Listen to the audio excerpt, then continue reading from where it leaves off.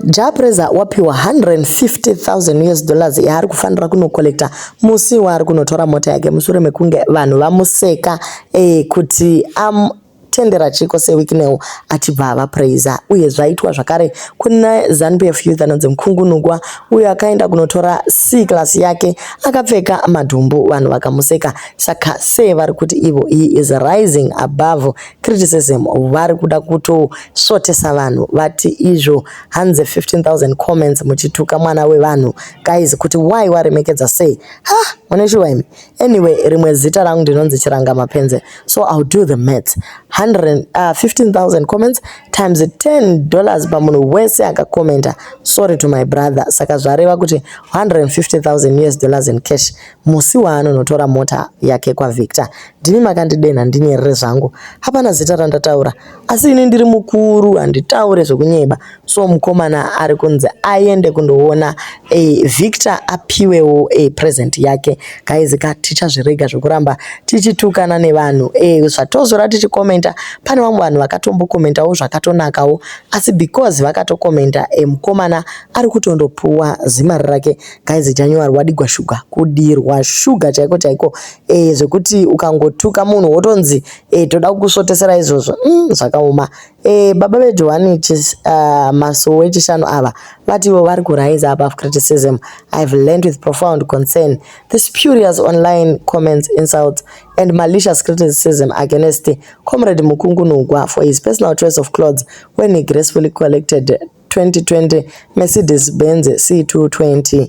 Inini said disciplined ZANU-PF youth, we were mentored well na baba vedu vaMnangagwa to embrace constructive criticism. However, I get deeply disturbed when spiteful people make deliberate personal attacks against an innocent hardworking young man by saying t-shirt yakapfeka nengovhorosi, he doesn't deserve a Benz. This comment was particularly very hateful, and I can't just stand by and watch a fellow comrade being unjustly denigrated out of comparison. Mr. Mukungunugwa, please go out of compassion. Mr. Mukungunugwa, please go and see my lawyer Skumbuzo Mpofu at Munangate and Associates on Monday morning. Mopwa 20,000 in cash.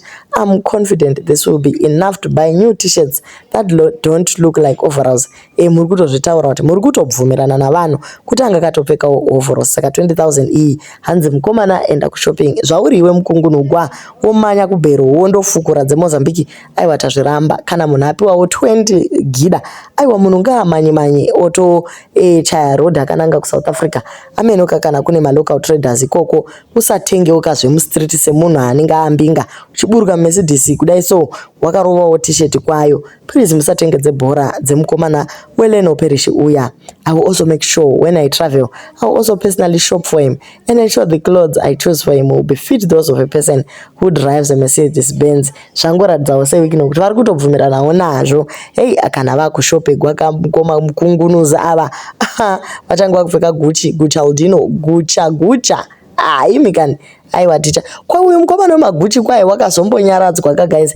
Aiwa, watch out for our other video ratichaita just now. I'm confident with this will fully finally resolve the overall problem. Allow me to thank all those who commented negatively and for making such an observation. Your criticism can only make us to emerge much more stronger. So ndo zviri kutaurwa nemukuru.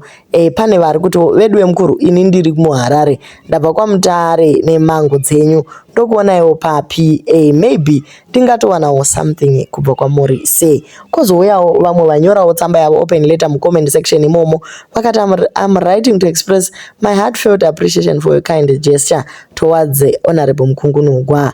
Your decision to gift 20,000 after I faced the criticism on social media for wearing a t-shirt that some people deemed unclassy was truly magnanimous. Hapana asingadiwo kupuwa mota. Hava vanhu vakuya magnanimity nechichichi.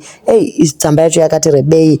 Regai tingosiyana nayo nekuti tingatodambuka rurimi tiri busy kugwisana nayo. Asi kumucheto kwacho yangoti please keep up the good work and may God bless you abundantly. Sincerely, Zimbabwean brother vataura kuti ivo true patriot and a loyal member weZANU-PF. Maybe munhu anongozvizamira guys ka zvakaoma, asi vamwe vari kuti indoda kubvunza kuti mari yenyu inombobva kupi kona ivedwe, cause deep down I know you are not worth the money you are spending. Nyika iri kuparara, vanhu vari kugara murima, and all you do is to give away cars. It doesn't make sense. Why Zimra isiri kuinvestigate inai nyika yakakwana isina corruption? When one spends more than 4 million, they investigate because you will be a threat to the country at large. You are not a billionaire because Forbes top 60. How to remo? Even Elon Musk doesn't give away like you do. But I refuse the rich. Kochiko chiri kumboitika. Chokwadi munyori anotorevesa. Mukangoseka munhu otopuwa mota, mukamuseka zvakare opuwa mari pamusoro, mukangokomenta zvisizvo motonzi ndichakusotesai chete, obva totora chibebi chake nacho kuSingapore nacho kuCyprus kupiwe vondoshopa Gucci. Ivo vakomana vembudzi vaya vachingori mujere guys. Zvimwe zvacho asi hamuzvioni, zvimwe kungozofarirawo pano.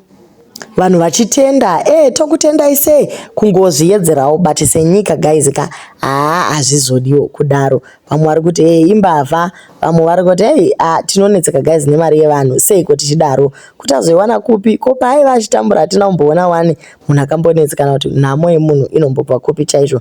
Ngatisadaro veduwe. Teach him how to get more money. Mukomana mukungurubwa uyu mudzidzisewo veduwe than giving him money to buy clothes. Momutengera hembe kumuita mwana wenyu. With 20k he can do better to improve his daily income than buying clothes. Mudzidzisei kuti imimi kwamakatsika ndekupi. Vamwe vari kuti inyoka rudziko inopfira mari yekuwanda kudai, kodei yangopfirirawo kanyika. Hapana here anogona kuti angonzi ava ngava sacrifice ava nyika yogara muupfu. Because kana izvi zvoratidza kuti aiwa guys, it is possible. I do not believe in ZANU-PF now, but to mock someone's t-shirt guys, and how he is dressed up is the lowest of lows. Let's criticize each other on policy differences and policy fronts, not at personal level. It does not fit anyone in the end. So pakapiwa brother mota apo, vanhu vakauya mucomment section after say vanyora vakati vari kuda futi kupa kuda uyu inonzi chiko iPhone 16 Pro Max, S24 of your choice, iPad nezvimwe zvakadaro zvokuti ugoshandisawo for public relations pamacampaign apo. Mukomana ndokutenda, asi vanhu havana kuzvifarira. Vamwe vakati guys ka mukomana anyanyisa zvakutotipa mabayo tichingoti congratulations.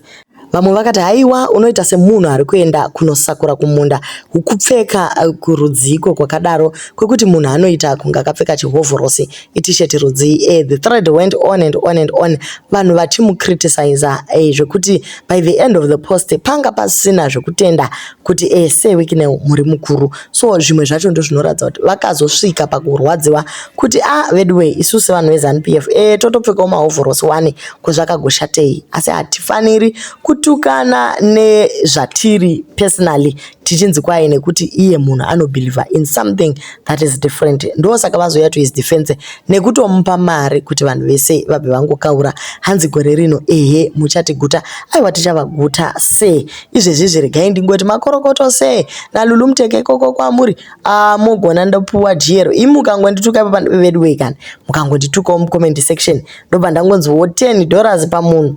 Handimuona manje mukakomenta muri 3 iwo ndikaita $10 pamunhu handi $30, hazvizofambi zve guys.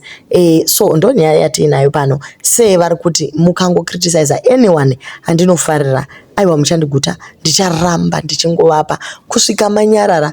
Asi mukomana wekureba uyu nenge achatoburitsa rimwe album achiti tinotenda gaite zvirege imi kana zvacho